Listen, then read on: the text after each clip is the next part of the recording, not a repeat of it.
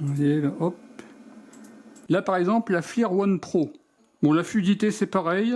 Bonjour tout le monde, alors petite présentation d'un téléphone portable de la société Doji, le S98 Pro. C'est un produit qui m'est envoyé par la société pour un test vidéo. Si vous intéresse, vous avez tous les liens en description de la vidéo. Particularité de ce téléphone, il a une caméra vision de nuit et il a une caméra vision thermique. Je connais pas du tout cette marque, là je vais la découvrir. Avec un chargeur rapide de 33 watts, c'est un chargeur USB-C.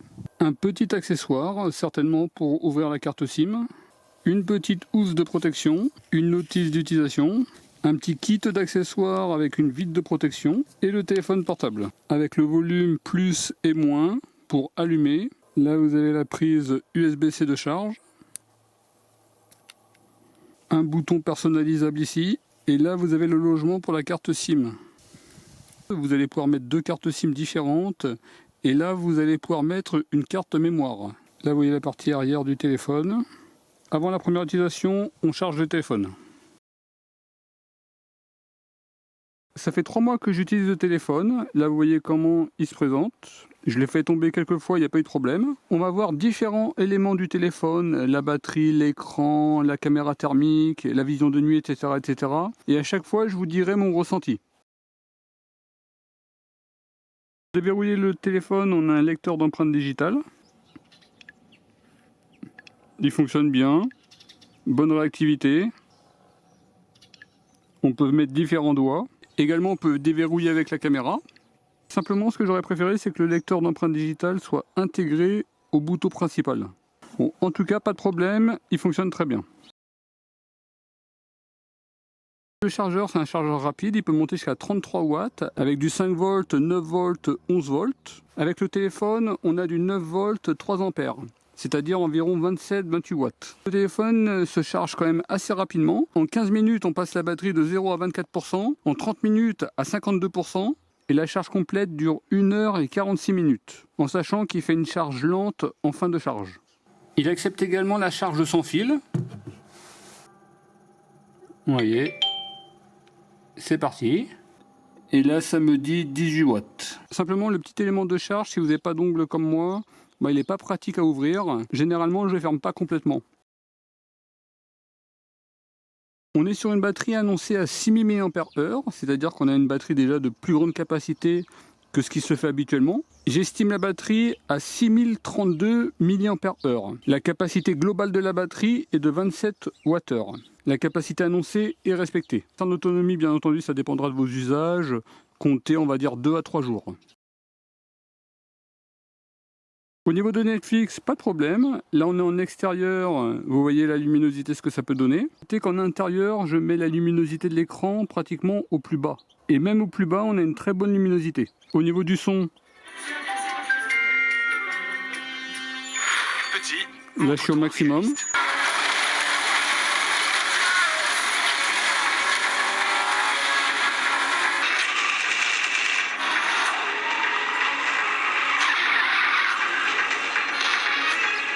En intérieur, luminosité basse.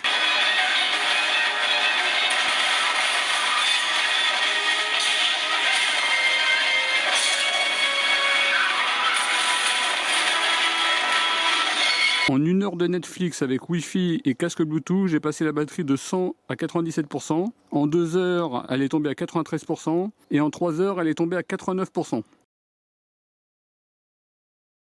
On est sur un téléphone renforcé avec des protections IP68 et 69, avec certification militaire. Dans l'eau, il résiste pendant 30 minutes à 1,5 m de profondeur, les chutes 1,5 m, et la poussière, c'est protection totale. Là, c'est un Xiaomi 10, simplement à titre indicatif. Vous voyez, en termes de taille, on est sur une taille classique. On est sur un téléphone plus épais. Et également plus lourd, on est à peu près sur 327 grammes. Et là par exemple ce téléphone, 220 grammes. Après c'est un téléphone où on n'a pas réellement besoin de rajouter de protection. Des téléphones avec ce genre de protection, au final c'est plus épais. Au niveau du logiciel, on est sur Android 12, une version pure, c'est-à-dire vraiment très peu modifiée. Sur la gauche, les informations. avec les notifications sur la partie haute. On peut désactiver facilement. Wi-Fi, Bluetooth, les données, la lampe, Google Play, mode avion économique, partage de connexion, NFC, localisation. On est sur la dernière version d'Android. Là, les paramètres. En termes de fluidité, rien à signaler. Au niveau de l'installation des applications, c'est très rapide. Là, je prends ce jeu au hasard. C'est parti. J'installe. Là, c'est la partie téléchargement. Là, c'est la partie installation. Vous voyez, l'installation est très rapide. Également, pour supprimer une application, c'est très rapide. On maintient appuyé et on désinstalle.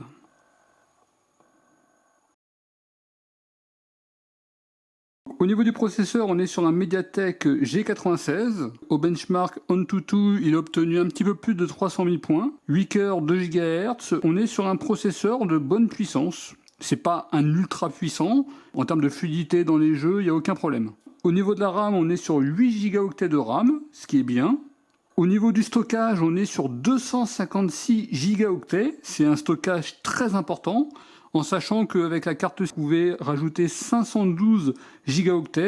On est sur une très bonne capacité. On peut mettre 2 cartes SIM qui acceptent la 4G. Au niveau de la navigation, Google Maps, tout ça, il n'y a pas de problème. Il est compatible GPS, GLONASS, Galilée et Beidou. Au niveau des bandes 2G, 3G et 4G, il n'est pas compatible 5G. Il est compatible Wi-Fi 5 et le Bluetooth, c'est du 5.1. Donc là, au niveau des jeux, par exemple, Alpha 9, c'est une course de voiture.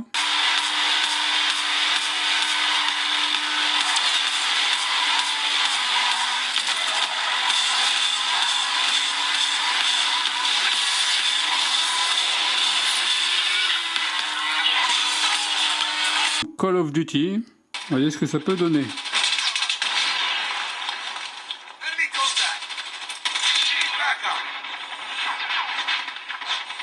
En qualité graphique, là, je suis limité à moyen.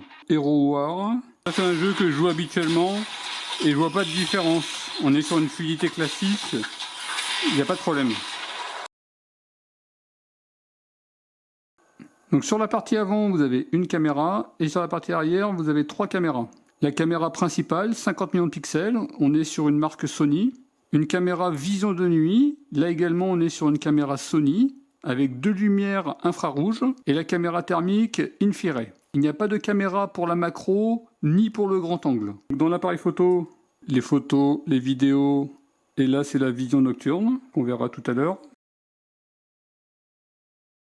Concernant la caméra thermique, il faut lancer l'application infrared. Il peut y avoir un décalage au niveau de l'image, ça c'est totalement normal, en fonction d'où vous filmez. Là, par exemple, il y a un décalage. Donc là, il faut recadrer l'image. On appuie ici. Et là, vous recadrez l'image. Voilà. Et vous voyez ce que ça peut donner. Là, je rajoute des informations. Vous voyez, température minimale à l'écran 16 degrés et maximale 34 degrés. Vous pouvez rajouter des points de température, des zones de température. On a une qualité d'image thermique vraiment excellente. Là, par exemple, la FLIR One Pro, qui vaut 480 €. On est déjà sur un temps de démarrage plus rapide avec l'infrared, une batterie qui n'a rien à voir par rapport à la batterie intégrée de la FLIR One. D'ailleurs, c'est un gros point négatif, c'est la batterie. Là, finalement, on se retrouve avec une batterie de 6000 mAh. Là, je vais décharger totalement la batterie et je vous mettrai quelque part ici la capacité de la batterie. Au niveau des plages de température, le FLIR, ça sera plage 1 de moins 40 degrés à 120 degrés et plage 2 de 0 à 400 degrés. Avec l'infrared, plage 1, moins 10, 150 degrés et plage 2, 100 à 550 degrés. Le FLIR va dans des températures plus fraîches et l'infrared, il va dans des températures plus chaudes. En termes de qualité d'image, on a une image plus jolie avec l'infrared qu'avec le FLIR. Bon, la fluidité c'est pareil, simplement avec l'infrared on a une qualité d'image plus jolie je trouve.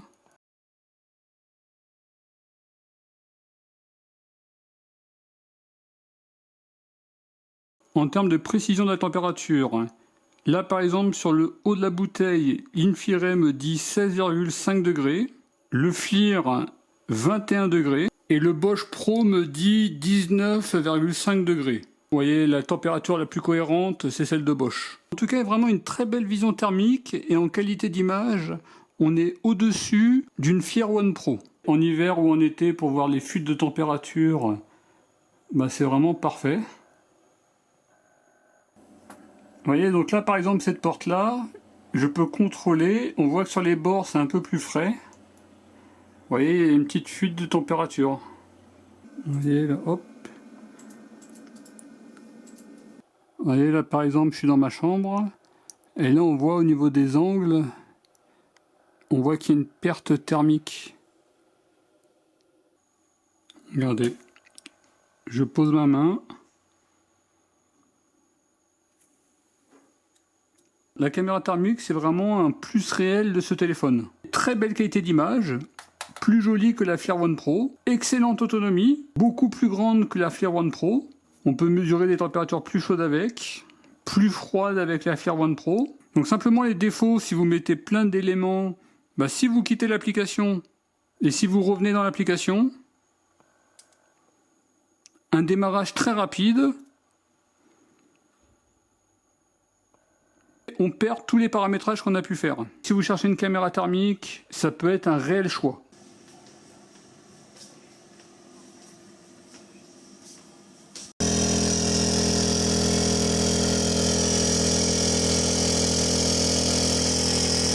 Sur la partie haute, vous voyez, on est sur du 32 degrés.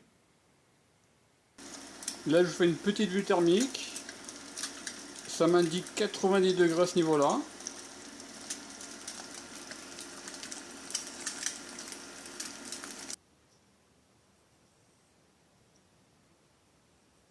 Là, par exemple, un radiateur au gaz.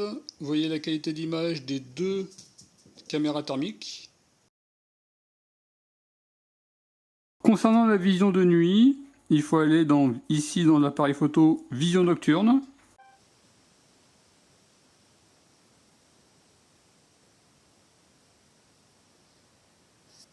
La pompe à chaleur, elle est à 7 mètres. Le mur de la cuisine à 4 mètres. Vous voyez ce que ça peut donner. On a une très bonne vision de nuit. Là, on est dans la nuit totale.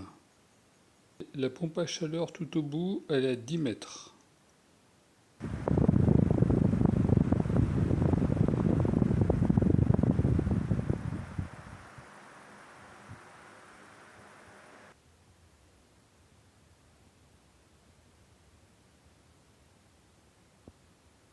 La plaque induction, on voit même en dessous.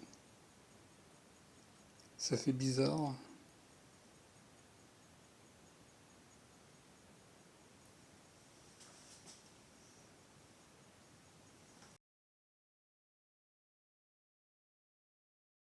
Quelques photos, dans l'ensemble de bonnes photos.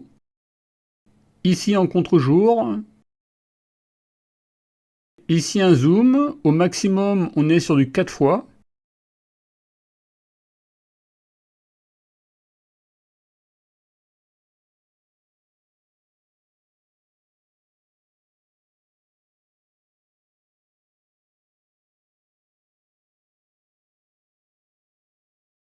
Pour les amateurs de fleurs, assez bon respect des couleurs, avec un joli flou d'arrière-plan.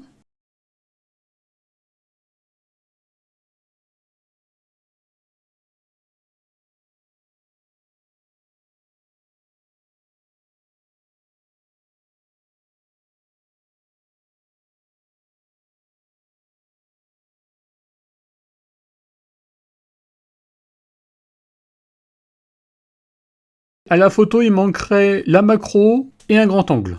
Ici, des séquences très rapides, photos prises en voiture à 80-90 km/h. Sur le côté, très bonne réactivité de l'appareil photo.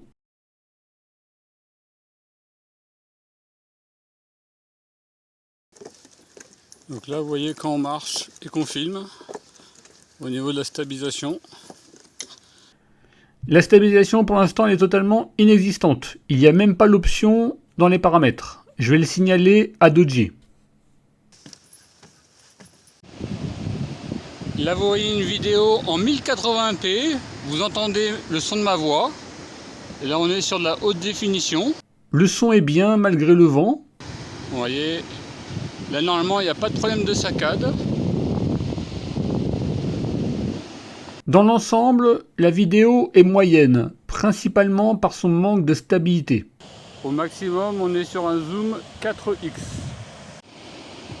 Là, on est en vidéo 2K, c'est-à-dire qu'on est en très haute définition.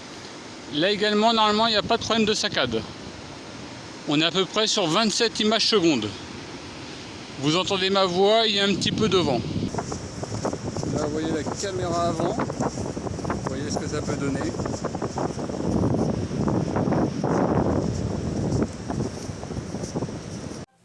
Petit test de mise au point. Vous voyez, on a un petit délai au niveau de la mise au point. Mais c'est assez rapide. Avec un très bon ralenti, mais on est limité à 720p.